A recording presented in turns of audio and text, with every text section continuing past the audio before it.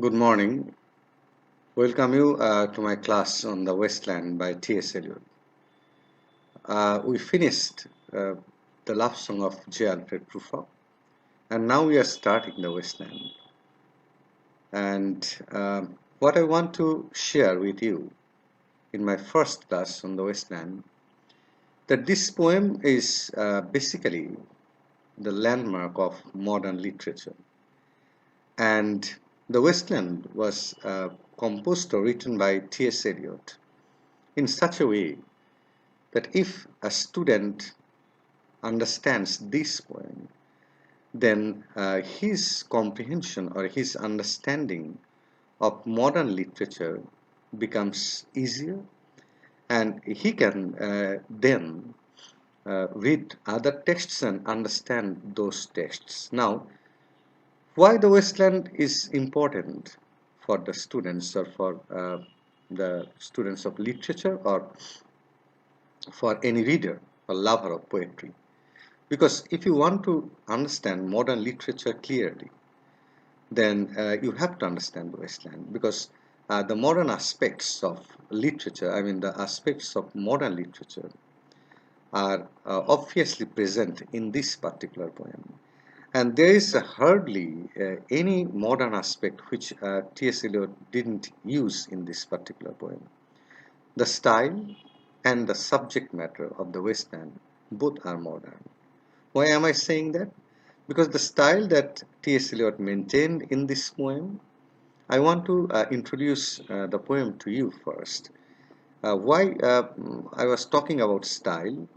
Because T.S. Eliot used modern techniques in writing this poem. He used stream of consciousness technique, obviously, and he mingled past, present, and he also hinted about the future as well. And his treatment of time, I mean, the way he dealt the past, the present, and the future, this is very significant.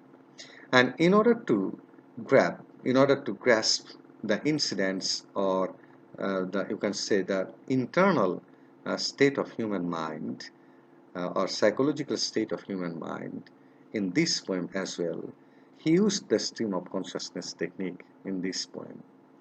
And not only that, this poem, The Wasteland, is divided into 5 parts.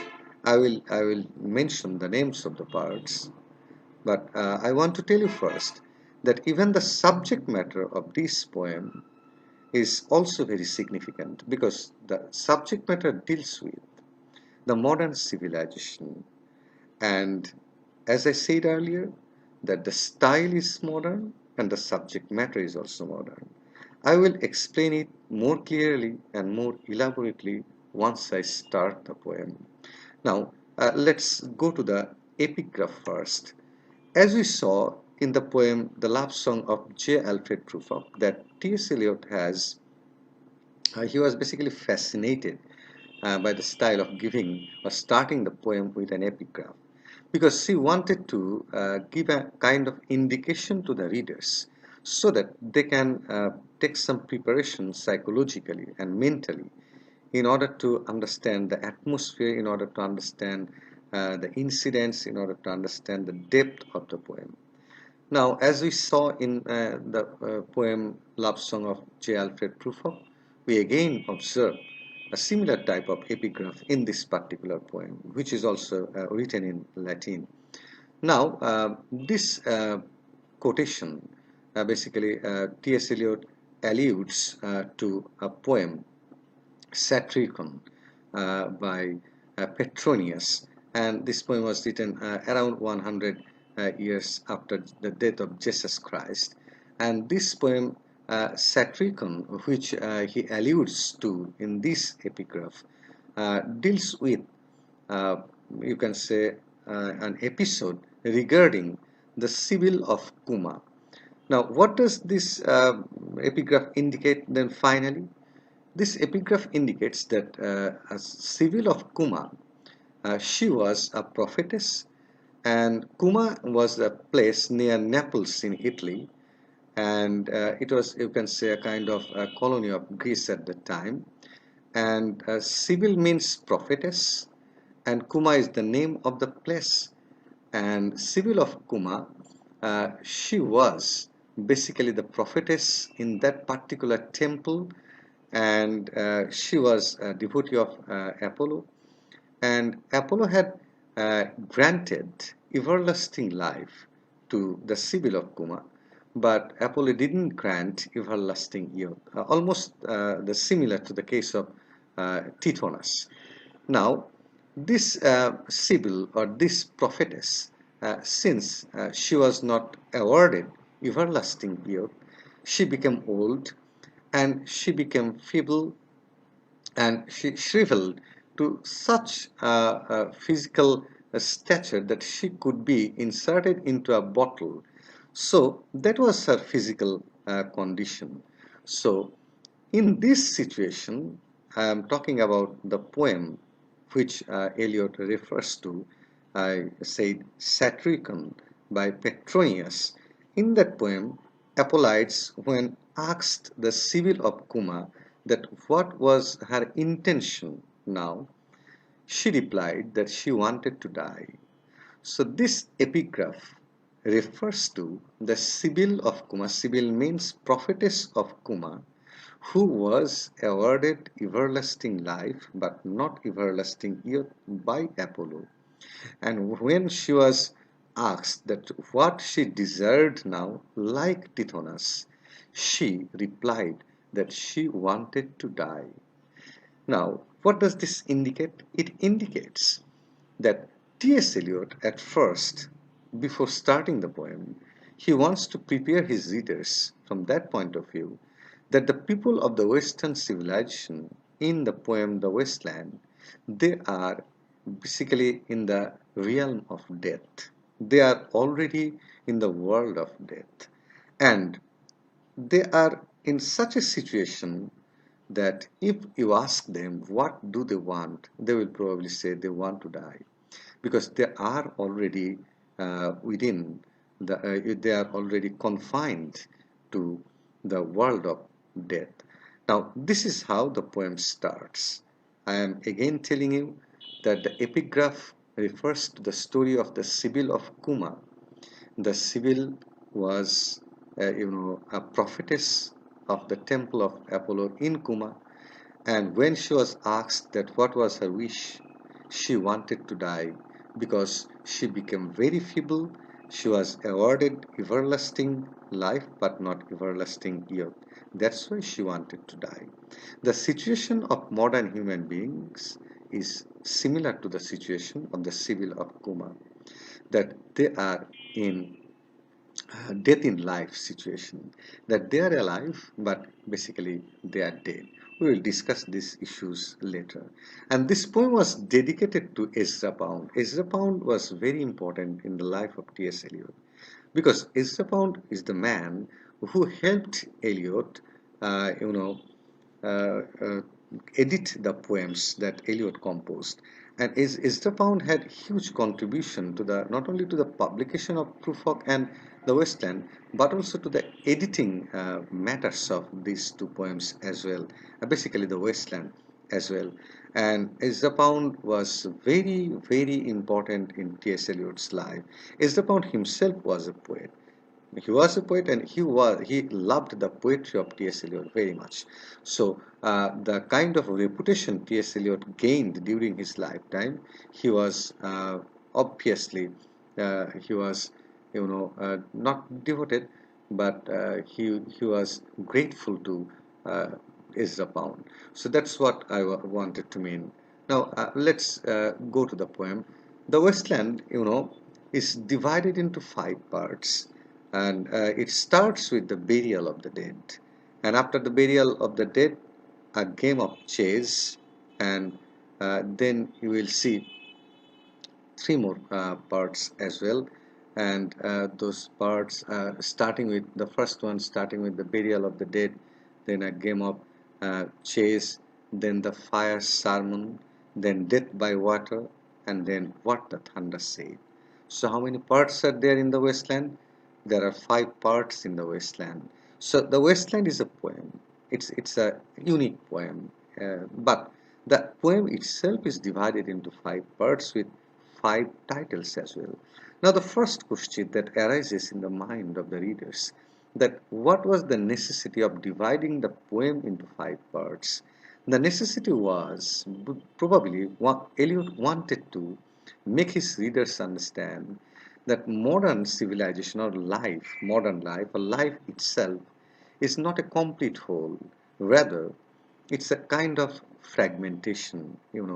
Life is not absolute. It's rather divided into several parts. So man is not an absolute human being. He is also divided into different selves. He is divided in his thoughts, and he is not an absolute human being. His thoughts, his morality, his conscience, his character, his values, everything is fragmented. So that is why probably Eliot wanted to divide his poem into five different parts. And the first part is the burial of the dead.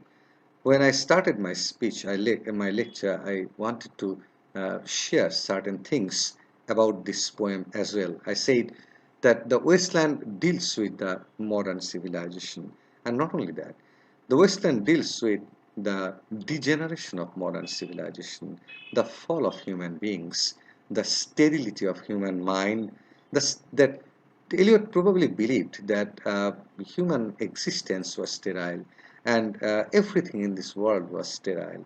So fertility was absent, and that is basically the main theme of the wasteland.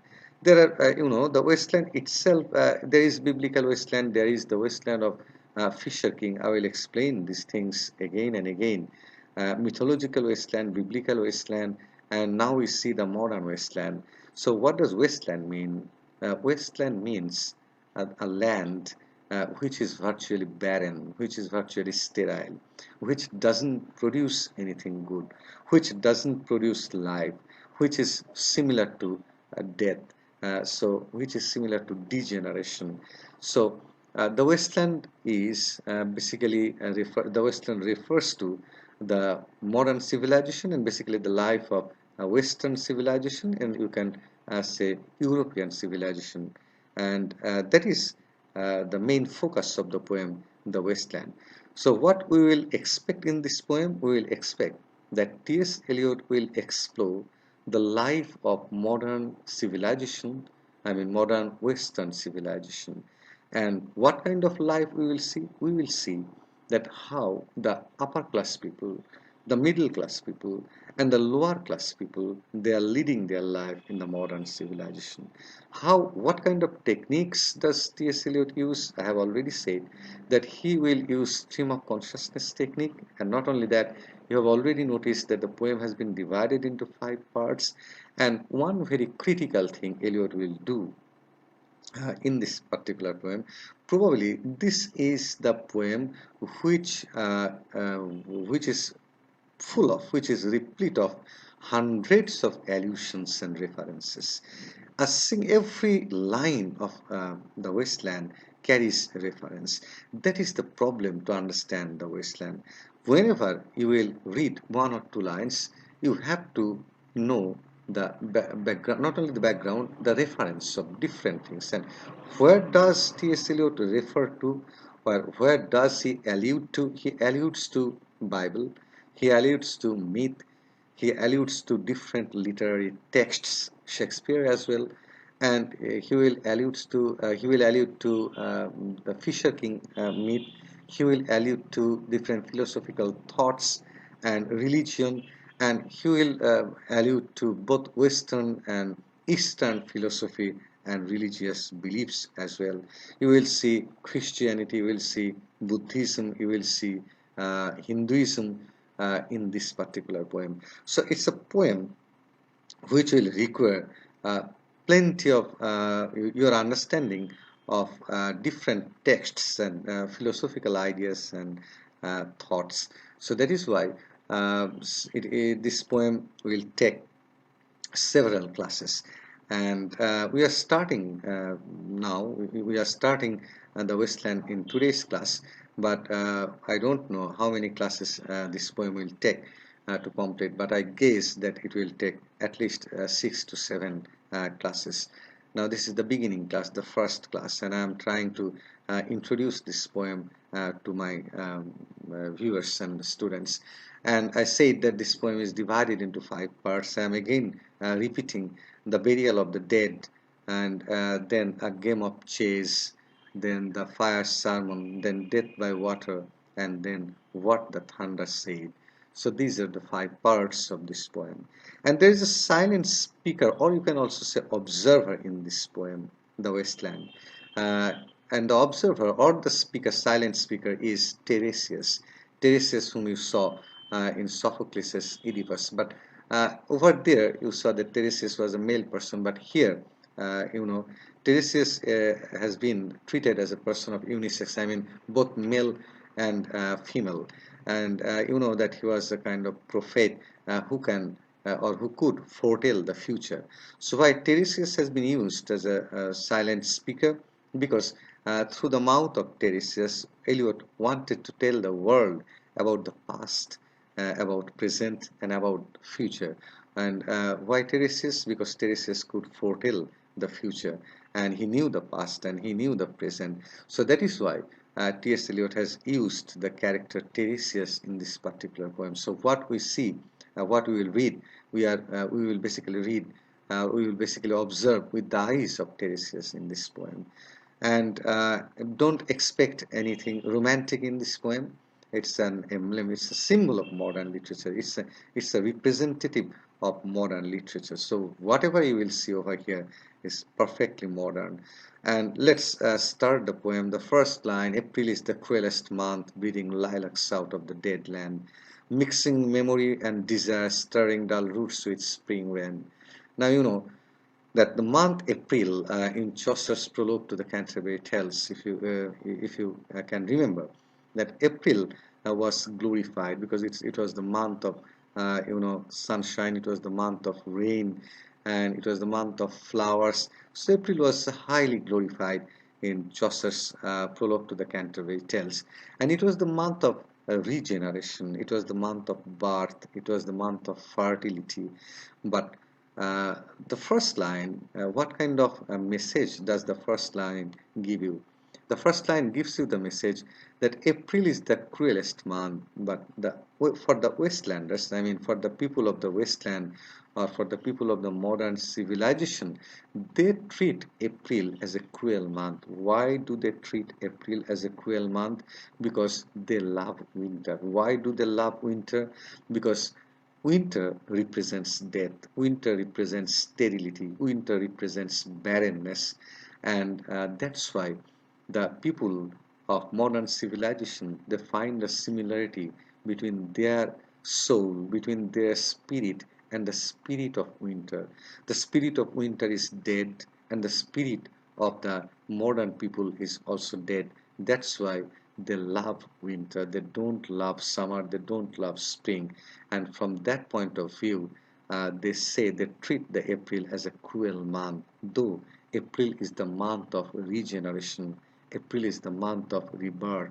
April is the month of fertility. But since the people of modern civilization, they don't prefer fertility, they don't prefer regeneration, rather they are in love with degeneration, they are in love with death. That's why they hate April and term the month April as cruel. Because April, in the month of April, you will see different flowers to come out, and you will have a kind of memory and desire. You will have the desire to survive. You will have the desire to live, to exist in this world, and the dull roots will come out. They will sprout. You will see flowers. You will see birds, and you will see life around you. But the people of Western civilization, the people of modern civilization, they don't like life. They prefer death. Now, if you think that what kind of life they don't like, we are not. Don't think that a life in this poem is always confined to physical life only. This poem over here, you will remember certain things. Number one, there are two types of lives and there are two types of death. two types of lives. One is physical life and the other is spiritual life. And two types of death. One is physical death and the other is spiritual death. So what we see in the first four lines, don't think that they indicate only physical,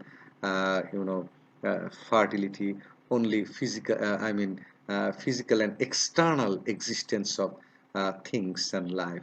You have to also concentrate on the internal existence of things, life. So, April is the cruelest month. It doesn't simply mean that the physical features of the month April. It also indicates the psychological or the spiritual, I must say, the spiritual features of life as well. So they don't prefer spiritual regeneration. They prefer spiritual death because they are already dead. Why are they already dead? Because their spirit is dead. Now, if you survive in this world physically, uh, according to this poem, according to T.S. Eliot, even if you survive physically, but if you are not in the right track of life, if you are not a religious person, and if you are not a person who has got the conscience, then it's not, you cannot say that you are really surviving in this world, because your spirit is dead. And since your spirit is dead, you will rather prefer the month winter instead of the season winter instead of summer and spring. Now, from that point of view, the people of Wasteland, the people of modern civilization, they don't like the month April. And this is how the poem begins. I am again telling you, there are two types of life. One is physical life and the other is spiritual life. The Western people, they are alive physically, but they are dead spiritually. And that is the problem with them. And they don't have any, spiritual life or spiritual regeneration in their life. So how many types of lives? Two types of life. One is physical life and the other is spiritual life. And how many types of deaths? Two types of deaths. One is physical death and the other is spiritual death. People can still exist, according to T.S. Eliot and according to his belief, that people can still exist even after their physical death. How? They can live in the memory of people. We know about many great people who are dead physically, but they are still alive because of their contribution to the world, because of their contribution to the society, and that is how they are spiritually alive in the minds of people. So that's exactly what T.S. Eliot is referring to. Now, winter kept us warm, since I have already said that their favorite season is winter because they find similarity between their spirit, their soul, and the soul of winter. Winter kept us warm, and winter is the season when they feel warm, but in the summer they feel cold because summer is not their favorite season. Covering earth in forgetful snow, feeding a little life with dried tubers. And why do they like winter? Because winter covers everything. Winter will bury everything. Winter will bury their desires for life, spiritual life, their desires for religious life. Winter, covers everything with white snow. White snow is again the symbol of spiritual death. So they prefer winter because the winter makes them forget about the desire to live spiritually. That's why they prefer winter. So look at the contrast, comparison, and not comparison, contrast between two seasons. One is the summer, you can say summer or spring, and the other is the winter. And the people of wasteland or the people of modern civilization, they like winter, but they don't like spring and summer. Why do they like winter? Because they find a similarity between the spirit of winter and their own spirit, and they find a kind of contrast between their spirit and the spirit of summer and spring. Because the spirit of summer and spring is the spirit of regeneration, is the spirit of rebirth, is the spirit of revival, and that is why that spirit is hated by the Western people. Instead, or on the other hand, they love winter because winter makes them or helps them forget the desire to live spiritually. Now, summer surprised us coming over the Sternberger Sea. With a shower of rain, we stopped in the colonnade and went on in sunlight into the Hofgarten. I told you that it's a poem which will require in-depth reading and which will again and again bring you to different references. Now, this line, Sternberger Sea, it's a lake. It's a lake near Munich of Germany, and summer surprised us. Now the speaker is saying, who is the speaker? Over here, the speaker is Mary, and Mary was, a countess, and she was a confidante of, Empress Elizabeth of Austria. Don't think Queen Elizabeth of England. Mary was countess, and Mary was a confidante of Empress Elizabeth of Austria. Austria is a country near, Germany, and Austria was defeated in the in the First World War. It was devastated. Austria was devastated in the First World War, and Austria I was talking about. And that woman, she is saying that summer surprised us. Now, why Eliot used that woman over here, it's not clear. But some critics say that it's a kind of autobiographical reference that Eliot puts here. But the main intention is to tell the readers that this woman, she loved winter, and she was surprised by the summer. And coming over Sternberger Sea with a shower of rain, we stopped in the colonnade and went on in sunlight into the Hofgarten. Hofgarten is a park, again near Munich. So these references give us an idea that the setting is in Europe, and Eliot will now and then change the setting as well. You will see that characters from different countries of Europe, not only of Europe. Eliot will also use references from Eastern philosophy towards the end of this poem. But throughout the poem, we see the names of different cities of Europe in this poem.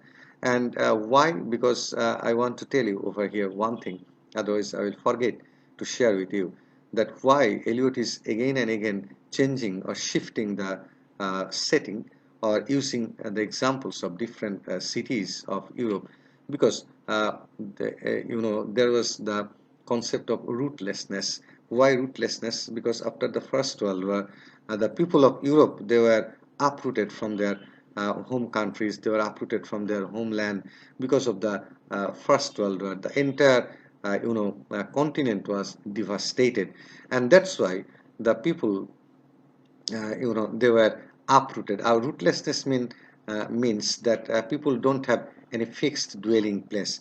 So since there was a devastating war, the people became rootless. And what does Mary say? Mary says that she went to Hofgarten and drank coffee and talked for an hour with another person. And then we see again Latin words and the meaning of this word, that Mary said that she was a true German, she was Lithuanian, and she was true German, she was not a Russian. And she claimed that she was German, or she was Lithuanian. And what does it indicate? This reference indicates that the people of Europe, they were completely uprooted from their own soil. And when we were children staying at the Archduke's, Mary continued, my cousins, he took me out on a sled. There's a game on sledding on ice. So Mary was taken by her cousin on the top of the hill for sledding. And I was frightened, and Mary says that she was frightened when she was taken to the top of the hill for sledding.